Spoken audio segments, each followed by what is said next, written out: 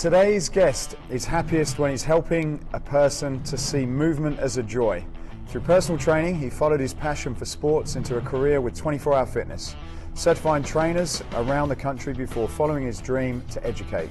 Today, he's setting the standard for fitpros by teaching trainers at grassroots level at Moorpark College in California. His lessons in kinesiology and health education raise the bar for scholars before they even reach employment.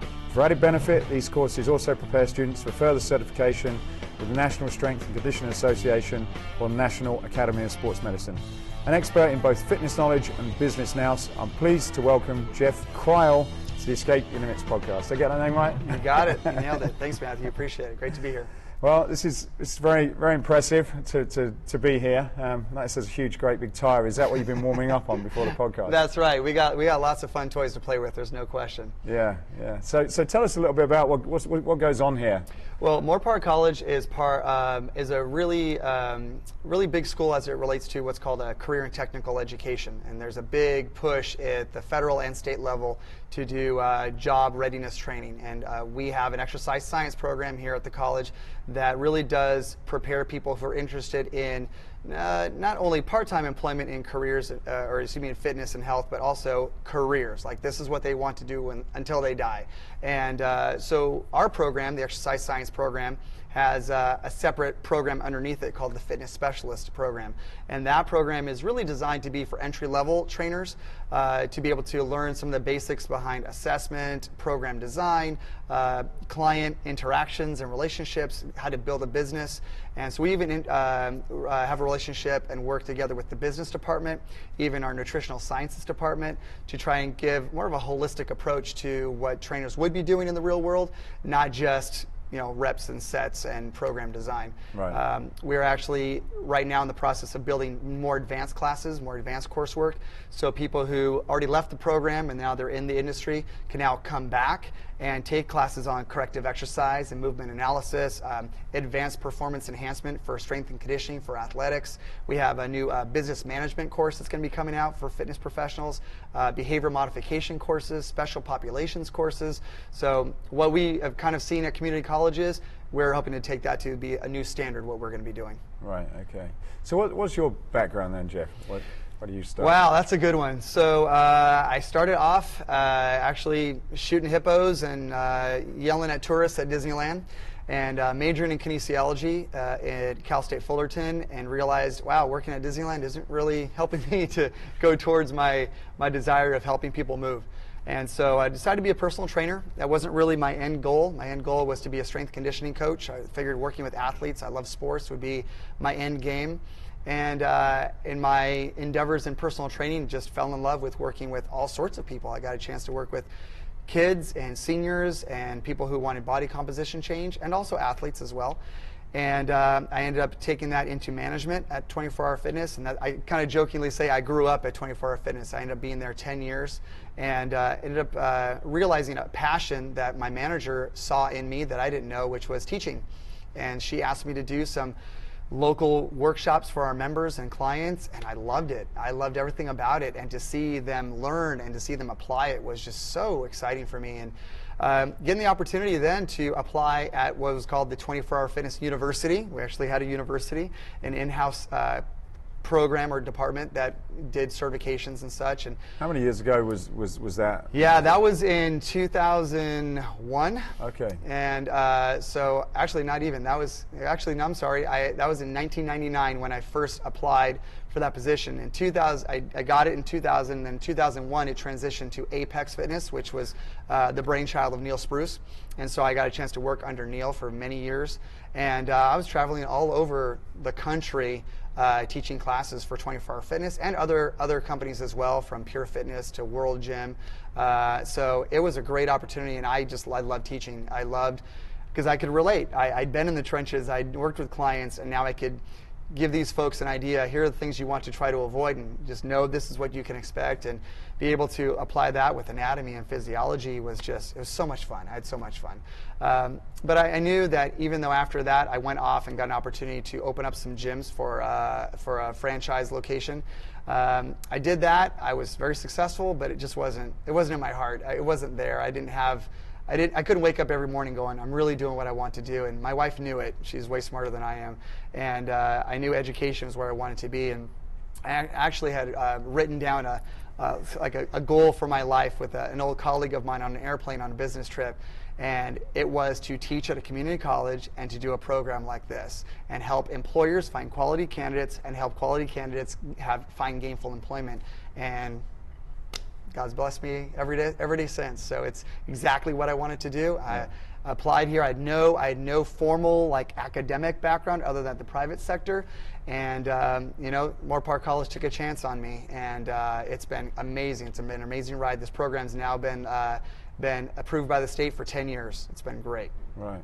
And when you got back at 24-hour fitness, then did you sort of come up with this sort of I guess this connection to teaching because it was just you enjoyed fitness and you enjoyed teaching, or did you come at it identifying that there was a problem? I guess because the industry was still fairly new at that time and there probably wasn't a lot of trainers. Did you look at it and say, look, there's just a lot of people here that need some help? How did you look at that? Oh, that's a great question.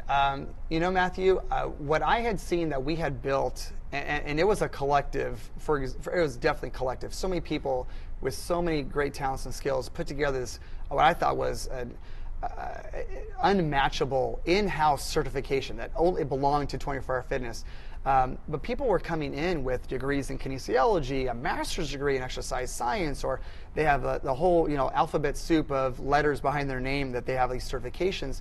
But they all had varying opinions and varying ways to do it, and many of them were just simply not updated. They weren't, and they didn't apply a lot of times. And that really frustrated me because I'm thinking, well, you have the knowledge. Why is it not aligning with other people's information? And why is it some education seems to be super embraced by some companies, but other companies don't want that?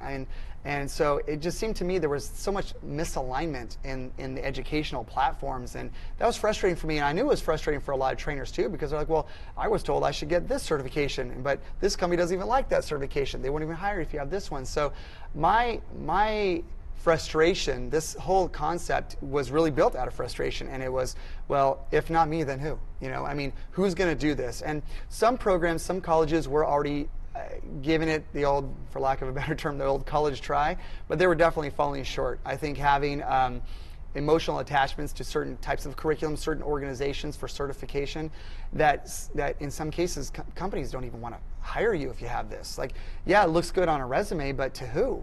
And oftentimes these were practitioners or educators who had never even worked in the industry, who were like, well, this certification is the gold standard. We should offer those courses, but as a hiring manager, I would never hire you if you had that. So I took my experience in the field, in the industry, having spoken with people who hire employers, and say, what are you looking for? What do you need? And then using that opportunity to then evaluate what curriculum, what organizations are providing those aspects that are most sought after as far as skills. And so we don't only teach to one organization. We have several different NCCA approved certification bodies that we teach different classes, because they're each going to be able to complement each other in some of the things that they teach, and the ways that we can provide laboratory time and experience and application. So we try to fill in those gaps that some certification bodies may have. And they don't have them by design. It's just the way that we're going to teach it. They're going to have a full complement of skills when they leave. They truly are, our program's called a fitness specialist. They truly are a fitness specialist in every sense of the term. They're not sort of a one-trick pony. Yeah. So what do you think, but you've seen both sides of the fence now. What do you think, based on where the industry is and potentially going, what do you think are some of the key skills that someone who wants to come into the industry should be getting on board? Yeah, some of the things that I hear, and I am super blessed because in this area we have an advisory committee. So these are experts in the industry, employers that come in and say, hey Jeff, your students have these skills and we love it. We want to see more of this come out of the program. Or here, when we hire your people, here we notice they're not as prepared to do these things. And obviously I can't always pull the trigger and say that will change tomorrow, but I definitely have those, and we try to evolve the curriculum to be able to fit and suit those needs, because after all, that's our job. Our job is to get them prepared to get employed and be good at what they do. I'd say that some of the biggest things that I've noticed, intentional programming from the actual exercise prescription side of it, intentional programming. So, oh, you chose that particular movement. Why? What is that? How does that align with the client's assessments? Did you even assess them? And did you choose assessments that even fit what they're looking for? And so the big thing, if you ask any of my students, they'll say, oh, Jeff wants to know why. Why did you choose that? I'm not saying it's wrong. I just want to know why you think it's right. And if you give me a sound justification, yeah, you probably sold me on it then. If you don't know why, if it's just why I saw it at the gym or on YouTube, well then I'm not going to buy that. I need to know your rationale. So as far as the actual exercise programming side, I'd say that's probably the big one, is being intentional. Soft skills are a big one, and soft skills meaning your ability to relate, your ability to communicate, your ability to truly listen. And when a person has an objection with something, and I don't just mean sales, I mean like, you know, I'm not going to do your stretches at home. Well, there's a reason for that. And what is the reason for that? Is it because you haven't sold them on the value of it? So it's having those soft skills to dig deeper and really want to know the person versus just, oh, you're a low back pain client, and really understanding what is it going on in their life that's leading to this chronic back pain, and is it stress that's causing certain postures to happen, or lack of sleep, or whatever. And I think that is starting to become more of, and it should be more of an emphasis now, with more of like coaching and lifestyle coaching, not just I see you for 1 hour in the gym and now I'll see you next week. It's I'm going to try to coach you outside of the gym on wellness practices and lifestyle behavior change.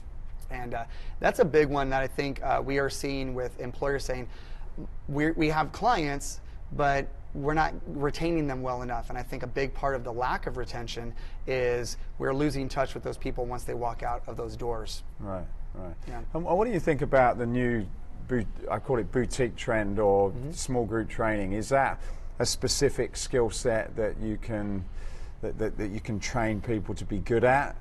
Is it, because there's a lot of entertainment in that as well, and how does that fit into what you said about assessing people, and then, you know, why are you doing that? How does that all fit together? You know, I think that boutique-based training, which tends to be, you know, smallish to semi-largish size classes, I think it's almost become an assumption that if it's boutique, then it can't be individualized.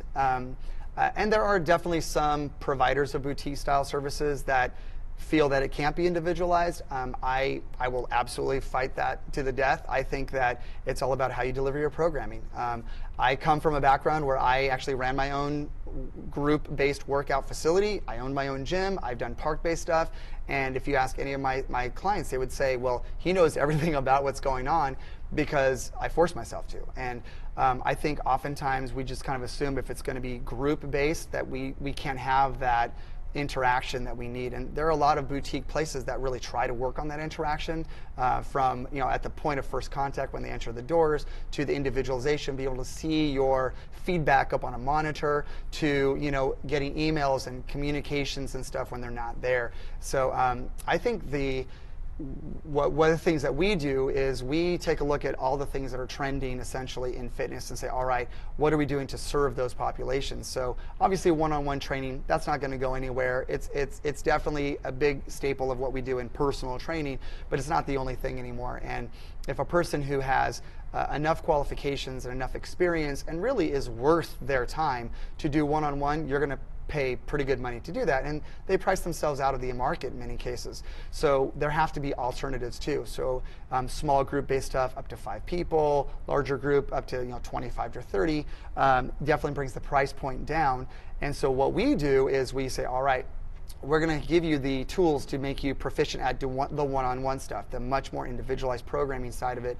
But also we actually have classes. For example, we have a group exercise course where we teach you how to be proficient at managing small groups and large groups. And I mean, they have to teach a variety of different types of classes, from a basic Pilates class to cardio kickbox, learning choreography and how do you modify for a person with injury, for levels of fitness, to then your sort of typical boot camp style class where now they can use different types of implements like medicine balls and tubing and steps and things of that sort, because they need to be proficient at all those things. And if they want to be able to really reach the most number of people, there's a balance between being a specialist in one thing and a generalist, and I think the people who are the most flexible in this industry can do a little bit of both. That's my experience and my philosophy. So I think that when we are approaching a group-based training workout, like boutique style typically is, then the emphasis still in our grading rubrics is you're still monitoring posture. You're still evaluating intensity. You're still assessing a person for injuries and modifications based on those injuries. So just because you're in a group doesn't mean those things slide. You still have to be as diligent. And when it's all said and done, you should be exhausted because that's how hard you worked. But your clientele deserves that. So I think that the boutique style fits wonderfully with what we're already doing, and we're able to kind of morph our curriculum to fit, hey, this is what they do at these locations, and you guys can do it even better by not letting those kinds of things slide. Right. So you're, if I'm correct then, you're saying so the technical side is important, but you also teach them a lot of their personal social skills, how to entertain and teach a class and program as well. Yeah, there is a line item in some of our rubrics on how much energy you have, Really? like and like the music that you choose, and how much you interact with people. You know, if you only, for example, we have a lot of students who they're so focused on correcting, right? Chest up, chin back, good posture, you know, make sure you're doing it with the right plane of motion and the right speed, but then they forget to interact in an encouraging way too. And so,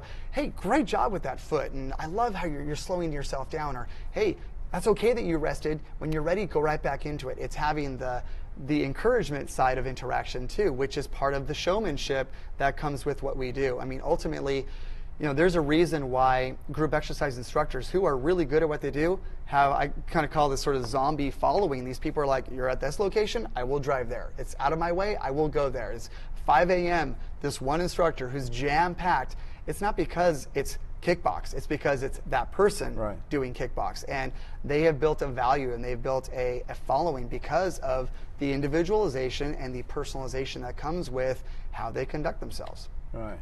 So I guess those people at the moment are quite unique, and the demand for that type of person is increasing a lot. Do you think then it's possible to, are they just sort of like your sort of pop stars? Are they just one of a kind and you find them, or is that genuinely something that you can teach in people if you've got the right education? Yeah, that's a really, really good point. I can teach a formula, and part of the formula is knowing, sort of for lack of a better way to describe it, what boxes to check off to make sure you're covering the things to provide good service. Personality is something I can't teach, but I have also seen people who are perhaps a little more introverted, who you would think that person's going to be on a stage or in front of a group of 30 leading a class, and then it's almost as though when they plug in their device and they introduce themselves, they become a different person. And I tell them, I say, you don't have to be the person that's in front of the group your whole life. You don't have to be that person 24 hours a day. I just need you to be that person in front of that room. And eventually it becomes easier and easier to become that. And you know, it's so funny because so many people fear public speaking, and I tell people when they come to my group exercise class, I'm going to teach you not only how to publicly speak, but how to then modify for people. And you're going to be modifying people who know exactly how much you know. So you can't lord over, I know more and you won't know the difference. In their head, they're going, are you sure that's right?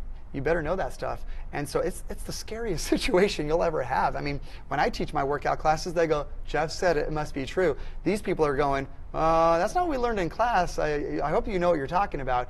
And it's a very daunting experience. And by the end of the semester, now going in front and talking to people is no big deal.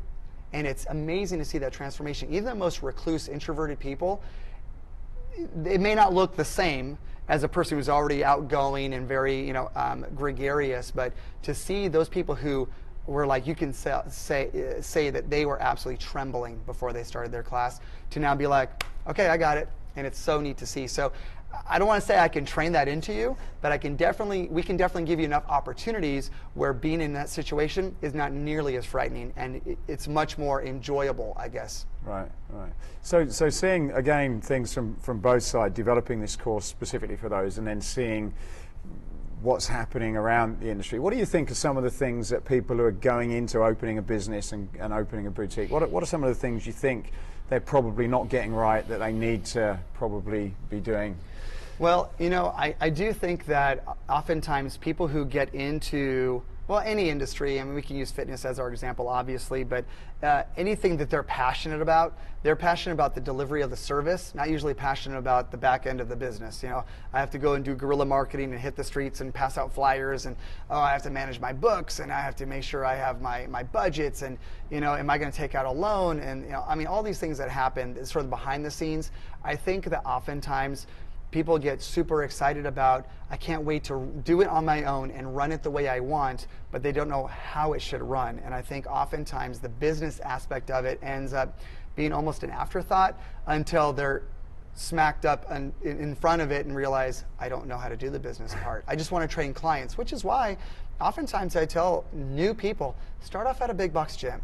Learn how to run your business within the business, which is what they expect. And then you'll perhaps even take a look at some of the ways systems are run and go, oh, I like how they run that system, but I could tweak it this way. It's really a rare person that I've seen in my experience of now going on more than 20 years of being in the fitness industry, a person come right out of a certification, never having done it, and you're going to run a business right away and be successful and sustain it. Usually they're back working a part-time job or working several part-time jobs to try and make ends meet. I would say definitely underestimating the amount of business acumen that one would have. And I always recommend that they find a mentor in the business industry. We actually, like I said, partner with the business department, and we're going to start making, and part of a new program, we're going to be offering a fitness leadership certificate where they're going to have to take a business marketing class, a basic accounting class, because you need to know that stuff. And even how to have a social media presence, right? Whether it's podcasts or using Instagram, whatever outlets that are important to relay information or just maintain a community sort of standing, you're not going to know that unless you actually get in there and do it. And just being a practitioner and doing the stuff on the floor is not going to give you that experience. No, and that's an interesting point you make. So you, a lot of times people come, they get certificates, and then they're free. You know, they're out on the floor training clients, and also probably using a lot of different, with the amount of training tools that come out, there's probably lots of things that they've never even picked up, I guess. You know, right. there's all types of brand, you know, us ourselves always coming out with new functional training tools. What's your advice for someone like that? You know, I guess on two sides. One, how to deal with all those training tools. When you talk about specialization, should they say, well, I'm going to specialize in this and get that before I progress? And then the second part of the question is, how long do you think they should accept to be sweeping floors and learning a bit about the trade before they kind of really progress to the next stage? What's your views on that? You know, I have this conversation in a lot of my classes about the balance between being a generalist versus being a specialist. And you know, we use the term in our program a fitness specialist, but ironically enough, we intentionally make these specialists into generalists because they may not necessarily know what their passion is within their passion. Maybe it's corrective exercise. Well, it's going to be really tough to be able to go right into a job and go right into corrective exercise exclusively as your demographic. Can people do it? Sure, I'm sure people do it. I don't see it very often at all. Now my recommendation to people is have, like you said, sweeping floors, get to know the ins and outs of the business from all aspects. And I tell people, you know, if you work at a big box gym, you know, do you even know how memberships are processed? Do you know what? I had a student actually not too long ago who works in the industry asked, "What's EFT?" And I said, "Oh, that's electronic funds transfer," and that's like the center of most gym businesses. Like, get a regular EFT going, you know. And I was like, but that person didn't understand that side of business. And to me, I think sometimes we say, well, you're fitness, you stay in your little silo. But I think we're doing them a disservice too from an employer standpoint. It's important for them to understand other parts of the business, because you never know. You may have a personal trainer who might be an amazing district manager, but because we don't give them the opportunities to learn that side of the business, we might be, you know, sort of isolating them too much. I think that it is important for a person to find something they truly love to do, and if your demographic, your region, your area allows for it, go after it. That should be kind of what you're known for. It's ironic because I never envisioned myself to be a specialist in any way. I opened up my gym out in sort of Podunk, California, a place called Norco, and it's got horses going on the street, and it's just an amazing town that really didn't have much of a big fitness presence. And I ended up getting a lot of, I just figured it's gonna be boot camp, sort of fat loss clientele, and then I got one baseball player. He got great results. I did a lot of corrective work with him, and then another baseball player, and then another baseball player, and then another baseball, and then suddenly I'm the guy people are sending pitchers to. I didn't pitch, I didn't play baseball, but it was, so there are areas where there can be a great demand for specialization, but it's kind of hard to force that into a demographic. If I'm looking at charging upwards to $100+ for corrective exercise, well, then I have to know where I'm going to market my business, and it needs to be very strategically placed. And so, can a person be a specialist? Sure. I have a lot of colleagues in the industry who now have started off as generalists, found that love within that generalization, found the specialty, and now almost their entire business, in some cases, I think maybe his entire business, the guy I'm thinking of off the top of my head, he does only post-rehabilitation, prehabilitation, corrective exercise, mobility work.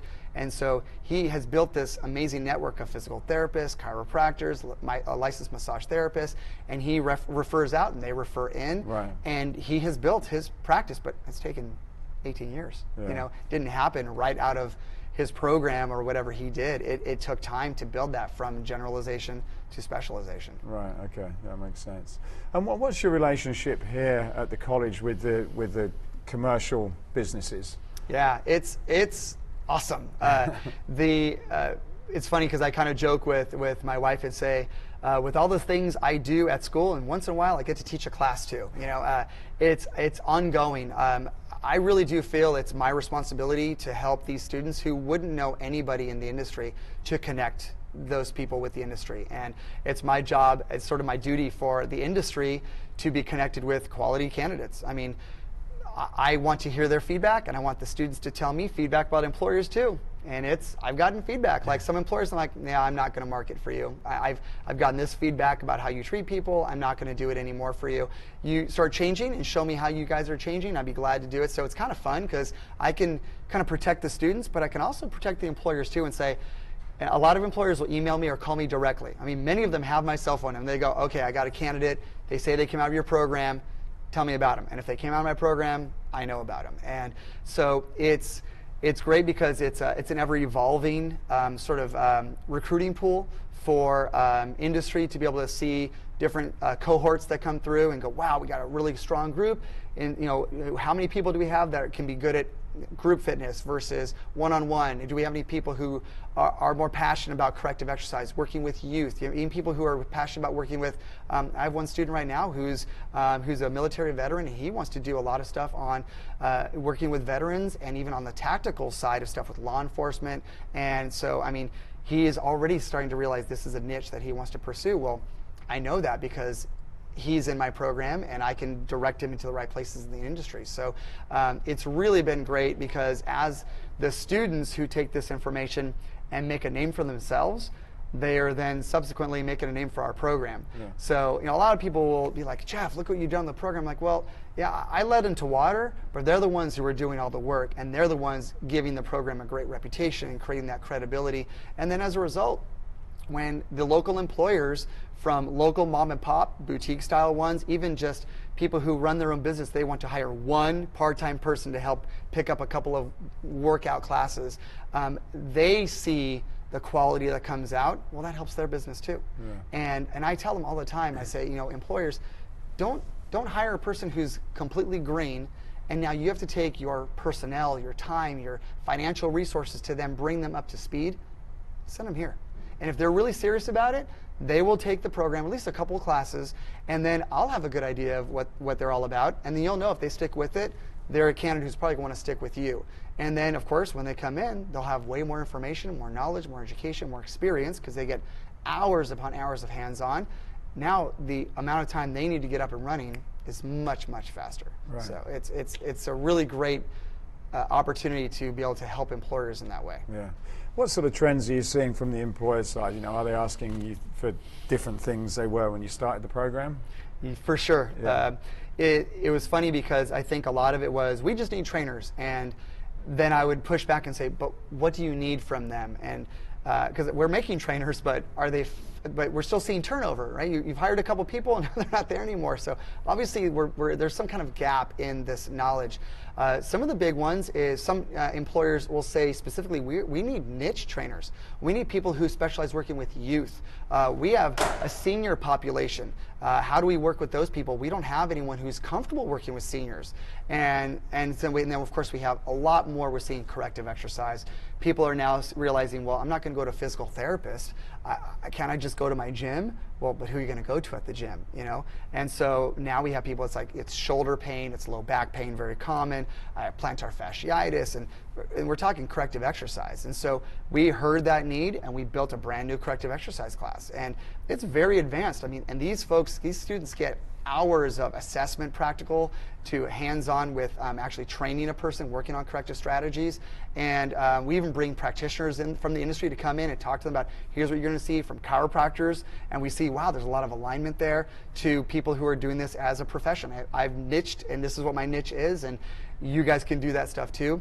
I see a lot of people who are dealing with athletics specifically. We were looking for certain places where they cater to this particular sport, and we're seeing, of course, the amount of money going into sports that some people are looking for. I want somebody who's good working with this kind of athlete. And now we have a brand new advanced class on strength conditioning starting this fall, as a matter of fact, because we heard that need and we know it has to be filled. So those are the niches that I'd see are probably coming up the most. One thing that I'm actually kind of surprised about that we're not seeing more of is we need people who are more proficient with nutrition coaching. I think that's still an area in the industry that employers feel it takes too much to manage, and I think that they're still missing the boat on that. I think it's the other 23 hours of the day, and that it's not just that it's been ingrained into me. One of my friends and mentors, a person who's changed my life, is Neal, and I absolutely believe in that. It's the other 23 hours of the day, and that's what's going to help them sleep better and recover better and be able to perform better, and that longevity aspect of it. And I think that oftentimes we think, well, a trainer's too busy, so we don't have time for that. Well, it's because we don't elevate that part of the programming to make it important. And we have nutrition in all of our classes as part of the curriculum, and part of it too is how do you coach a person in nutrition? Not just here are carbs and proteins and fats, but what can you then do? And it's using web-based programs, using applications to be able to track if your clients are following a nutrition program. And it's not you need to eat this because that's delving into a registered dietitian's realm, but it's being able to keep it in the forefront of their minds. And I'm surprised more employers are not stepping forward and saying, we are going to make this a part of what we do. And there are some that are, no doubt, and that this is some of they call them pillars in some cases. They're pillars of their programming, and that is a part of it. But I think we're going to continue to provide nutritional programming as part of our curriculum, because that is going to be a differentiator for a lot of fitness professionals. That, oh yeah, well, I also do nutrition. Yeah. I don't just do the exercise component. Yeah, speaking to Neal about the Apex program and how successful that was financially for people to do it as well, and you kind of think, well, why aren't more businesses linking those together? Selling a diet plan at point of sale. What do you think that is? Do you think that's, as you say, because people are afraid between the line of a dietitian and a trainer, and it's just the grey area they're not comfortable with? What do you think more? Because it's when he explained it to me, I thought, well, this is crazy. This is amazing. It's a no-brainer. Yeah, I think for a long time it was I don't want to overstep my bounds, and what is the scope of practice, but it's not overstepping your bounds when you know what your boundaries are. And I think the problem is you have people who understand the importance of it. They build it into as part of what they do. But I think the pressure is we need to deliver fitness in movement, and they don't see fitness as nutrition. And I think that they are looking at, our emphasis needs to be a quality workout and a quality experience during that session or when they're at the gym. And we're forgetting that part of the experience is the fact that they're getting results. And I think a lot of it too is they're not unwilling to manage it. And you end up with trainers, and trainers, we're a stubborn bunch anyway. Once we learn, you talked about, a person learning a certain thing and how do they kind of relax that to be able to be willing to open up more of their sort of briefcase to get more information. And it's hard. It's hard. It's no different for me than saying, hey, Matthew, how about I'm going to show you some cool tips on how to drive better. You'd be like, I've been driving for years. What are you going to show me that I don't already know? And so immediately we put up these little barriers to learning more information. And nutrition's a big one because there are so many theories, there are so many experts that have their own opinions about it that it's almost to the point where we're afraid to align with something, and we're afraid that if we align with something that's potentially inaccurate, then that tarnishes our reputation. And I think that's probably why people don't want to pull the trigger. And I think from a liability standpoint, a lot of employers go, I don't even want to touch it. Yeah. Which is interesting to me because if you choose not to touch it and you just kind of let it be the wild, wild west and trainers do their own thing, well then, isn't that a liability? You can't do the out of sight, out of mind. Well, I didn't know what they were doing. Well, if they're working for you, shouldn't you know what they were doing? So we could probably shoot holes in that argument. And I wish I could get more of a concrete reasoning, because even when I ran my own gym, I didn't have a nutrition program necessarily. I used, well, now it's .fit. I used a web-based program and registered my clients to do it.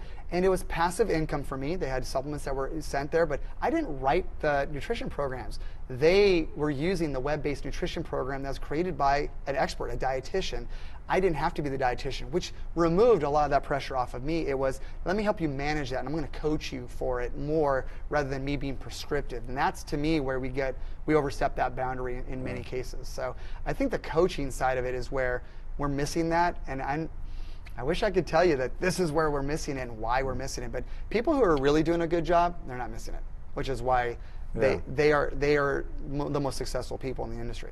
Yeah, that's right. And what's your thoughts about that, whether it's from an exercise perspective or a nutrition perspective? You can read something on the internet that will have one view about what you should do, and the same day you could read something that's totally in conflict with what they say by two kind of perceived experts or large companies or big authorities in it.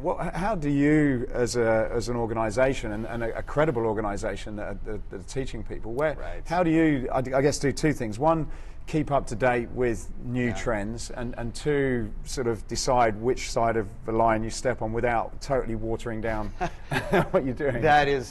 I wish more people asked that question, because it's so poignant, because in this day and age, it is so contradictory. I'll talk about our personal responsibility, and my colleague Brock Cushman, who teaches in our program as well. One of the things that we've discussed as a team is it is our responsibility to bring about to the forefront evidence. And we need to do our students a service, and our employers, because eventually it's the trickle-down effect. They're going to see that service happening.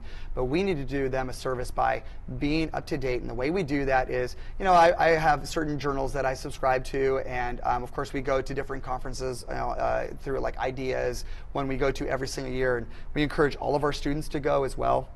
And we use their college discovery program, which gives them a great rate to be able to attend, because part of it is you guys are going to get conflicting information, and this is the time to put on your thinking cap and not just go, this person has a PhD, therefore it must be true, and you go, well, that person has a PhD and they say the opposite.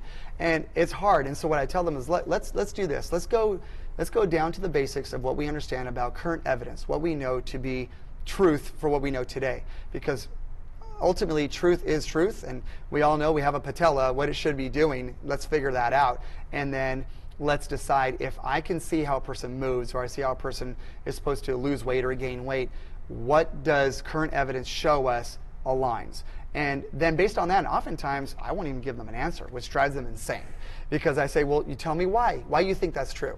And the great thing about having it in a classroom setting, I was just telling my students that for years ago there was pressure for me to get my classes to be online only, and I said absolutely not, because then we lose a lot of that interaction, that discussion, the kind of challenging of previous notions or challenging of articles and or even challenging of research. And research is not infallible, you know. I mean, research is done by people, and people oftentimes have bias, whether it be unintentional or otherwise, and we still always ask ourselves when we read this, so if we found that to be true in this case, then in what cases might it not be accurate? When would it not be a good idea?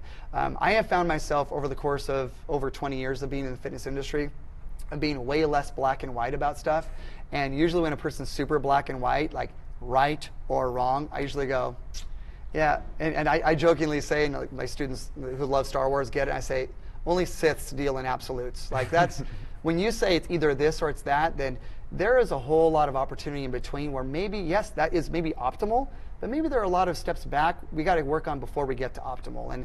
But that's also a coaching thing. And so I tell them, I say, you know, yes, this is where we want our people to be, but you may have a person who simply can't do that yet. So then how do we work on getting a small improvement, incremental improvement, so eventually that optimal movement is where we end up.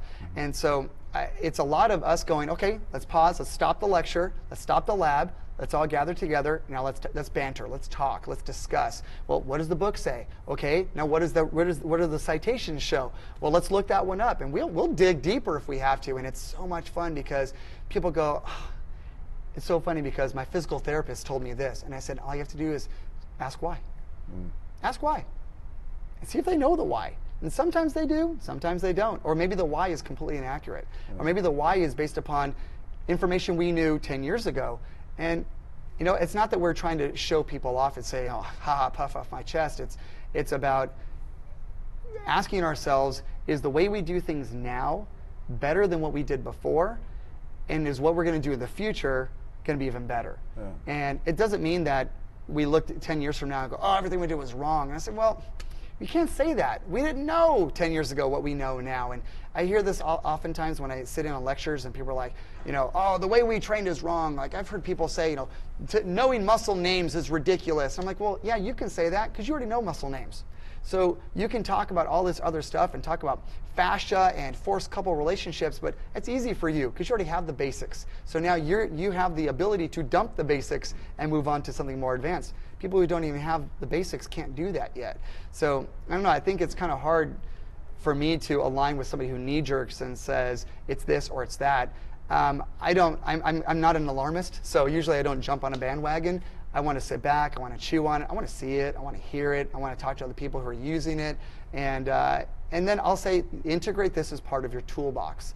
But you have to dump stuff that you've always done. Like if you're going to get rid of bench press because it serves no purpose, well then how many people are you going to lose who just want to do bench press because that's what they did in high school? You know, and doesn't mean everyone should do bench press. It just means maybe that can be something they can look forward to as part of their programming eventually. And yeah, that's kind of my philosophy and the way we approach our curriculum here. Yeah, I think that's quite good, and I don't know whether it's common.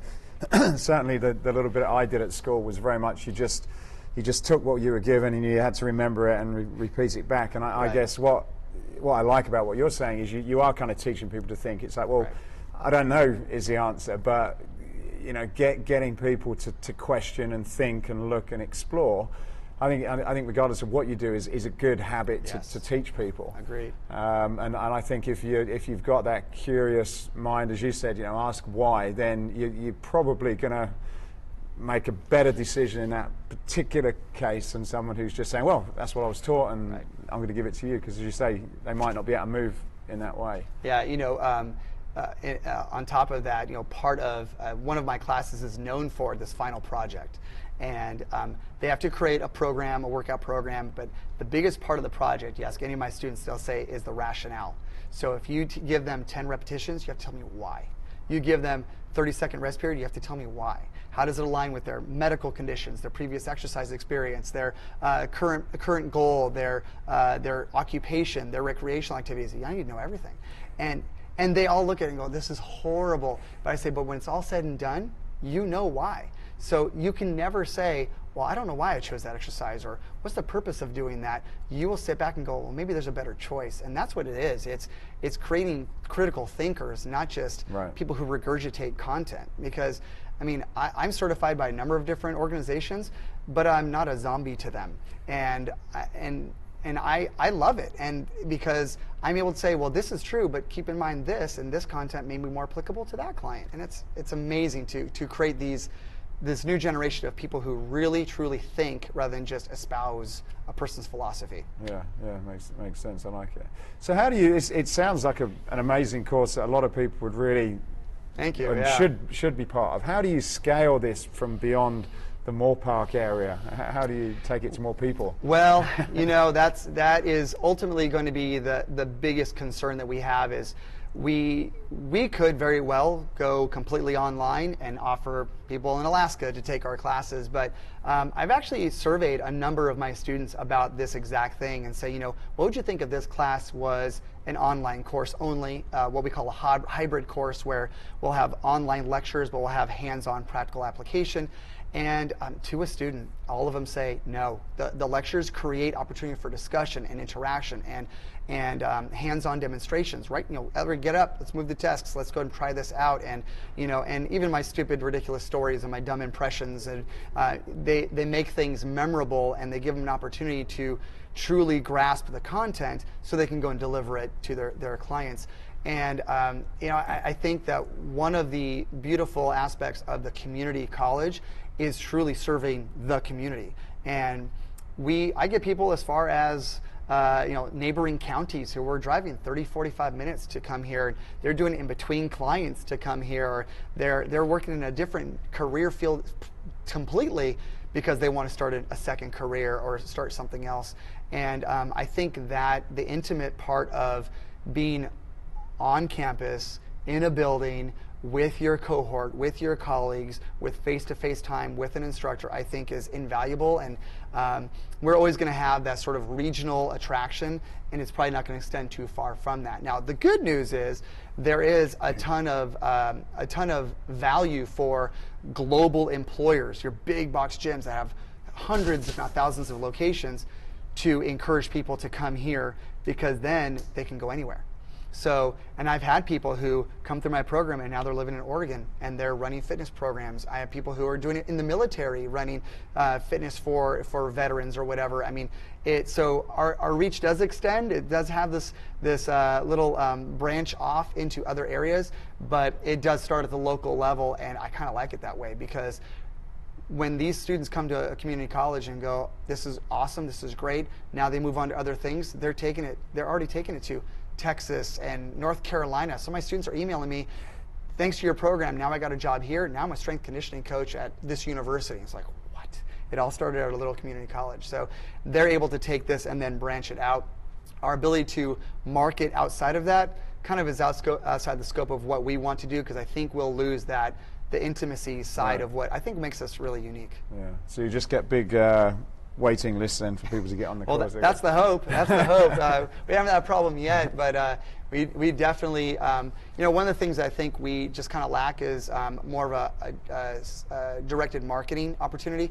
You know, it's me and one part-timer at this point, and I actually have to teach classes once in a while. So I do the best I can to try and market through some basic social media, and of course, word of mouth. That's the best way. And employers telling other people, you know, that's the best way I get people to do it, and it's working pretty well. I would like to see us have more of a presence in other areas that don't involve me having to do it. I would like to see us have more videos and showcase what we do, and because what we do I think is really cool, and the students are coming out just amazing professionals and really amazing people. They learn a lot about themselves in the process. Yeah. Can you partner with other schools to run this program, do you think? Yeah, so yeah, it's a good question. So community colleges kind of operate as sole entities, if you will. Like we operate within a district, and because we have a very unique program and it's in the district, they'll just refer students to come to our school. But I actually have partnered with a number of different community colleges in different states and in other areas of Southern California. And it's fun because I get to meet with them at different conferences, and we get to share stories. What do you do? You know, how do you do it? And we do give each other a lot of feedback, a lot of help. As far as aligning curriculum, oftentimes people have their own different ways they think it should run, and that's great. I kind of like the way we run it because I think it's very unique, and we've been able to do a lot of really wonderful things. And I've been super, super blessed with my administration because they've given me the liberty to be able to run it the way I think is best. And of course, that feedback comes from employers. So it's not just my brainchild. It really is talking to students, it's talking to my colleagues in the industry and finding out what's the best formula. Let's make the formula work for them. And so, and I know a lot of my colleagues are trying to do the same thing. They're just doing it in different ways. So yeah, there are different other programs like this, but we definitely do it in a very, I think, very cool way that kind of transcends traditional education at a community college. Yeah. So just a couple of quick questions before we end, and what I was going to ask is, before we go into those questions, where can people find about you and the workshop? What's your social media or website? Okay, so well, we have our actual college website is moorparkcollege.edu. And you just look under career pathways. We're one of those career technical programs. And you could also call and talk to any counselor, and they'll refer you to our program. And we have some counselors that work specifically with our program, which helps us a lot with enrollment and managing classes and stuff. We have a social media presence. It's a Facebook page. It's Moorpark College Fitness Specialist.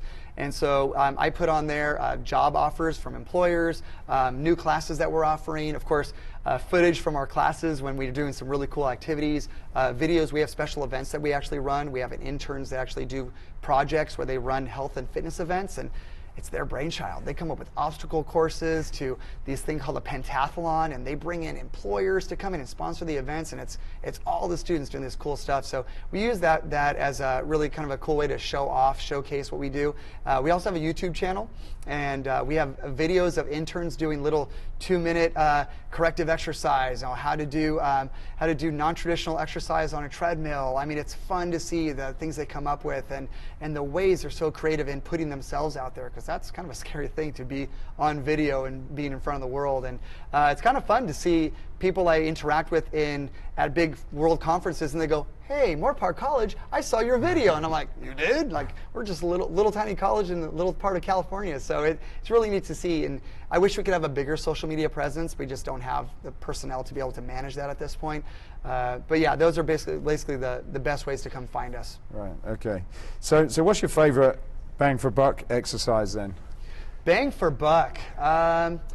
You know, I would probably say that it's got to incorporate some kind of squatting motion, a pulling motion, something with a pressing motion. I'm going to give you my politically correct answer, and then I'll give you my politically incorrect answer. But politically correct answer would be the one that suits the client based upon their needs, right? So there's your politically correct answer. But otherwise, I would say I really like using stuff with body weight based stuff.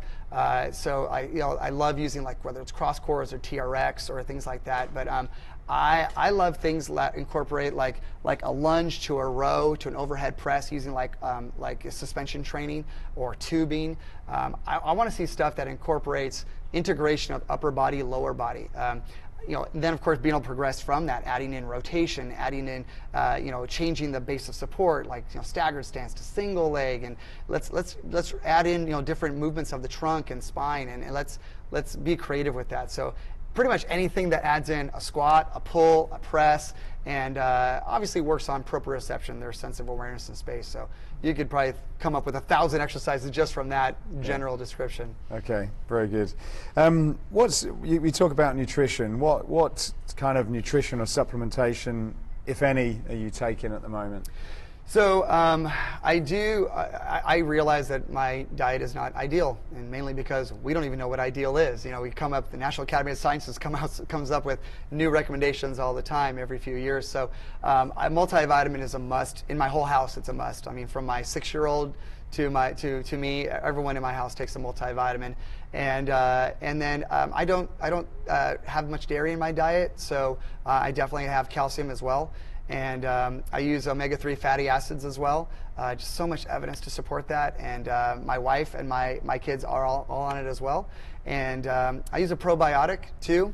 And I also use a joint support formula as well. I mean, I'm in my mid-40s now, and stuff's starting to catch up to me now, Matthew. It's amazing. Recovery is not so easy anymore, yeah. And, that's pretty much the crux of it. I do periodically use, meal replacements before and after my workouts and stuff if whole food isn't an option because I'm in the car on the road or something like that. But that pretty much sums it up. That's pretty much the majority of what I do, and that's kind of a constant. That's sort of what I do, just like tying my shoes. Yeah. Where do you go to either read or listen to new ideas, whether it's podcasts or books or audios, and what's the few sort of favorite ones or ones on the front of your mind at the moment? Yeah, so it's interesting because I actually don't listen to too many fitness-based podcasts. One that I do listen to Escape Your Limits, of course. Yeah, of course, Escape is one called Principles of Fitness. Cameron Harn is actually an alumnus of our program, and he's had some really great people on there, and I've really enjoyed sharing What's that. that one called? It's called Principles of Fitness. Principles of Fitness. And so I've listened to several of his podcasts, and I was on one of them, so I had to listen to that one. But actually, I find myself listening to a lot more about business. And so ones I listen to are Planet Money is a great one. The Indicator is one that's only a few minutes long. It's like 8 minutes long. But it really is great because I can take the concepts from business and economics and I can apply it to what we do here. One of probably my favorite ones that I've been sharing to a lot of my fitness colleagues in the industry is called The Hidden Brain. And it is phenomenal, from behavior change to why do we do certain things. And it has total application to what we see when we're working with clientele in one-on-one settings and nutrition coaching, behavior modification. And The Hidden Brain is just, it's a cool little gem that I have found. And there's some other fun ones that I listen to. One is called Science Versus, that they try to test out what science says about certain things, like is obesity genetic, different types of diets, but they do all sorts of things. And one last one I've listened to, and it's just fun. Some of them are just recreational. I just laugh my head off. And others actually have a lot of fun, application is one called Stuff You Should Know. And those two guys are hysterical, and I have a lot of time. But I have so many podcasts that I subscribe to. I even with my long commute, I can't keep up with them. So there are other ones too that I don't listen to quite as often, but those are my staples. I listen to those a lot. Right. Yeah, those are a lot of fun. Okay. And then final question. So Escape Your Limits is about overcoming what you've been told to believe is impossible and then going on and making it possible. What would be an example of where you would have escaped your limits? It's funny. I actually have two stories. One was when I was in high school, and I was not a great basketball player, but I loved basketball. That was my thing. And being Colombian and German, you go from playing soccer your whole life and then suddenly go into basketball, you're going to struggle. And so I decided that I was going to play basketball all through high school, and I went through every single level of every single team at the high school, and then finally got to varsity and didn't really play much. I got a really good spot on the bench, but I really loved it, and I felt I was better than the opportunity I was being given. And at the end of the year, I had told my coach, he said, well, it's really great to have you here. And I was like, well, I'm going to keep playing. He was like, oh, that's fun. I was like, no, I'm going to play in college. And he went, okay. And I could see it on his face. He goes, well, it's good for you for trying. And I was like, wow, I can't believe he just said that. So that just fueled me even more. And I did end up making the team at a community college. Unfortunately, blew up my ankle pretty soon thereafter, and that ended it. But I wore that. And it's funny because people are like, wow, you must have been so mad at him. I was like, no, I love that he said that. Without that extra push, I probably wouldn't have pursued it. But that just made me want to do it that much more. And then professionally, my very first semester here, I was talking with my former dean, who was just, what a great supporter she was of me. And I said, just curious, who is the #1 program on campus? I mean, who gets the most graduates out of their program? And they went, oh, it's nursing. And nursing, of course, is huge, right? I mean, they have a backlog of students because there are so many nursing jobs needed. And I was like, well, how many students do they finish a year? And they're like, she gave me a number. And I was like, okay, we'll have to beat that. And she laughed because nursing has several faculty and it's just me. And so 3 years later, we beat them. 1 year, we beat them. We actually out completed them. And I love that. When you tell me I can't do it or it's not going to happen, then okay, then, and maybe it won't, but I'm gonna go down kicking and screaming and trying my butt off to get it done. So that was a super fun one. And we even had, when I got that report, I took a snapshot of it and I emailed to her and I said, told you. And she laughed and said, I don't remember what you're talking about. And I told her, she said, oh my goodness, now I do remember. And that was cool that she was like, you proved me wrong. So I love that. That was a great time. Fantastic. Well, look, I appreciate your time. You've got some great stories. My pleasure. You're really, I guess, having a great impact on the industry. And so, good luck, and I wish you a lot of success in the future. Thank you so much. Great for thanks for having me. It's been awesome. Thank you very much. Appreciate it. Cheers. Hey, I hope you enjoyed this podcast. If you did, then please go over to iTunes and subscribe to the Escape Your Limits podcast. Leave a review, leave a comment. It really would help us a lot to continue to keep these going.